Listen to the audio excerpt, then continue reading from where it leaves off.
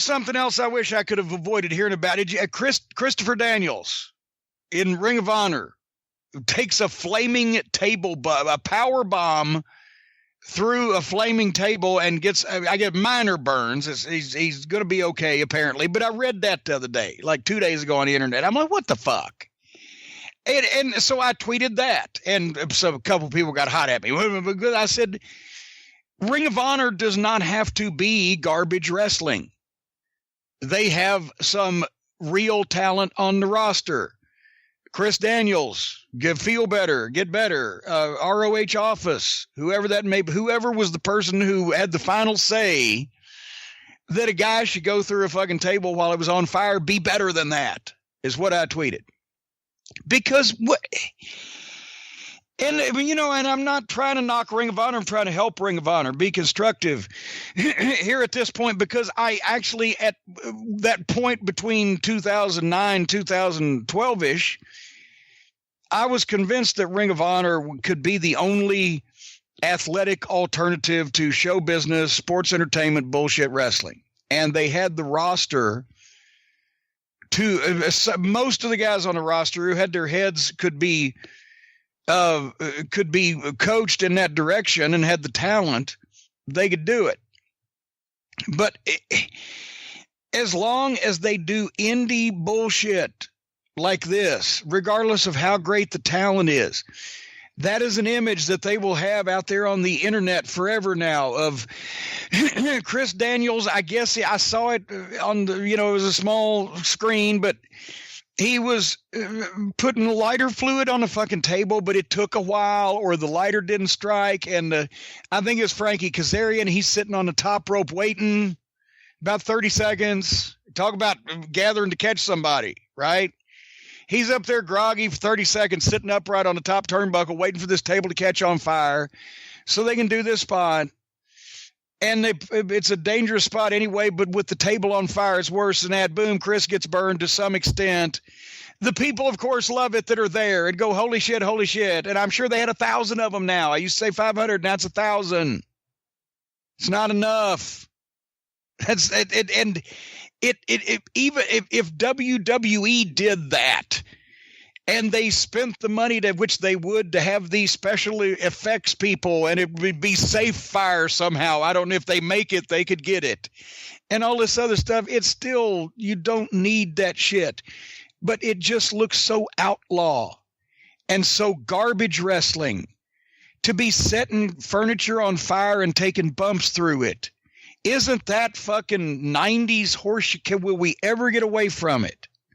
It's so, that's why I didn't like the fucking, you had a guy, it was almost like a schizophrenic wrestling promotion. I saw the good in Ring of Honor in the Davey Richards and Eddie Edwards title matches, and Roderick Strong and the Briscoes and the fucking Jay Lethals and the fucking Adam Coles and Kyle O'Reillys and the guys who, and I'm going to leave some people out and they're going to be pissed at me, and God damn it, I'm sorry. But the point is, the guys who went in and were athletic and could perform at a high level and take people on a physical, an emotional roller coaster ride through their physicality without having to always go, except in the case of the Briscoes when it would look more like a saloon fight in the Old West and it was real.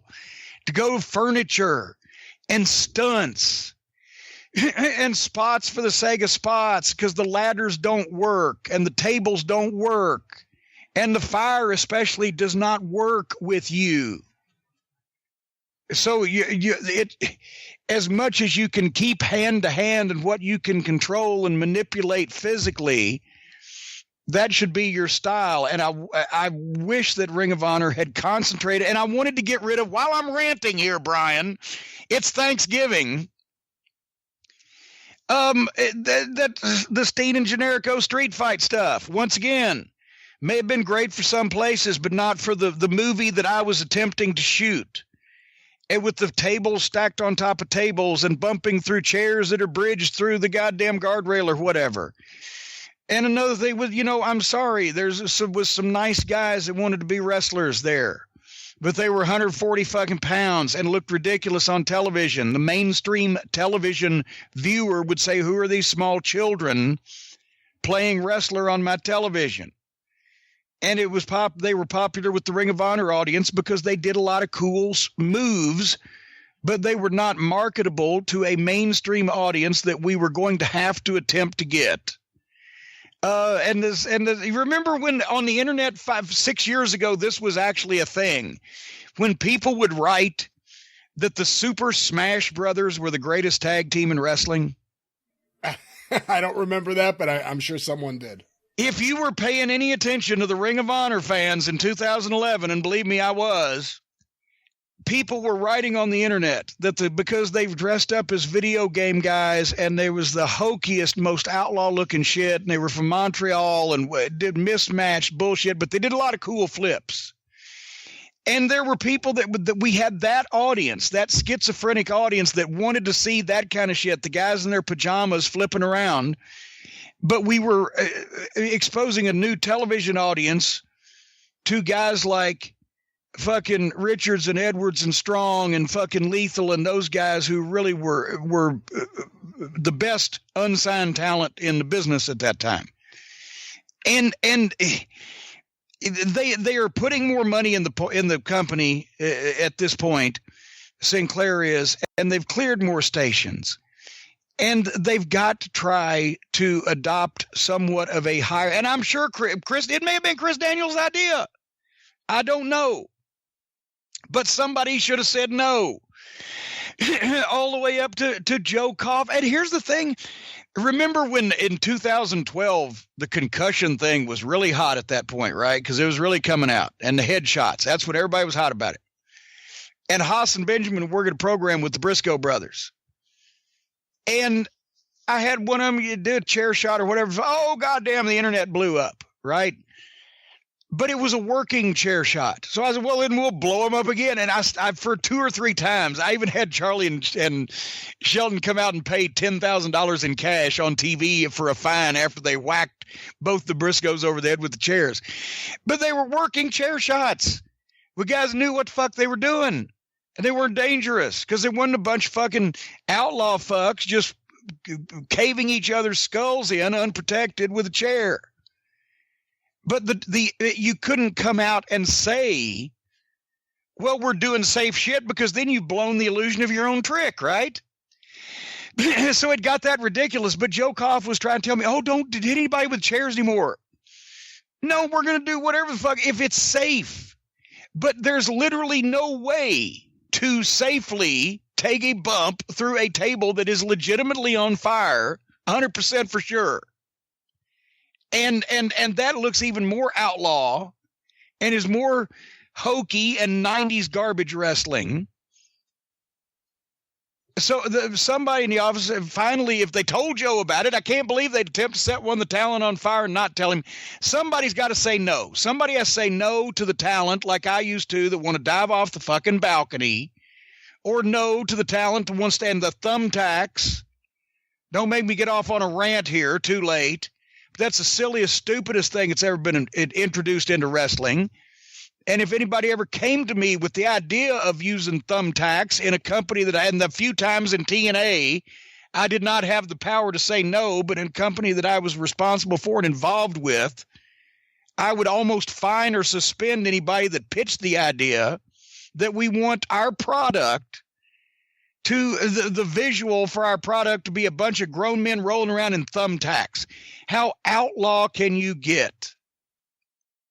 So anyway, Ring of Honor, Office, talent, be better than that. Don't be independent wrestling. Don't be garbage wrestling. Be Ring of Honor wrestling. Don't set people on fire.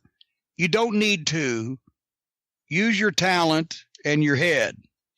And for the rest of you, anybody wants to set each other on fire on these garbage shows, please do. It's natural selection. But Chris Daniels deserves better than that. So does Ring of Honor. You saw who else worked for Ring of Honor this past weekend, right? I can't say off the top of my head. The Dick guy. Oh, for God's sake. Well, then, okay, so then. Ring of Honor now has him doing the Dick spot on their shows. Okay, all right, in that case. So continue defending Ring of Honor, please. Maybe you're not better than that then. Some of the talent is. But, that's the thing. the biggest problem, and I guess, it's not really their fault in that they use the dick guy, because unfortunately a great amount of their audience is still limited to the kind of people who like that kind of thing. These outlaw indie wrestling fucks that just think it's all everyone's art, and let's go and applaud the 5-star moves and whatever the fuck. And is it the chicken or the egg? Because they feature guy that does the dick spot, or they set the furniture on fire. Is that the audience they're limited to? Or do they have to feature the dick spot guy and set the table on fire because that's the audience they're limited to? You see where I'm going with this? I do. And, you brought up how people could sometimes try to defend things like, oh, it's my art. And I look at the era before wrestling was an art, when it was something you loved or something. And I'll repeat something I once saw on a shirt that Kurt Brown wore. Fuck art. Let's dance. I prefer it the way it used to be.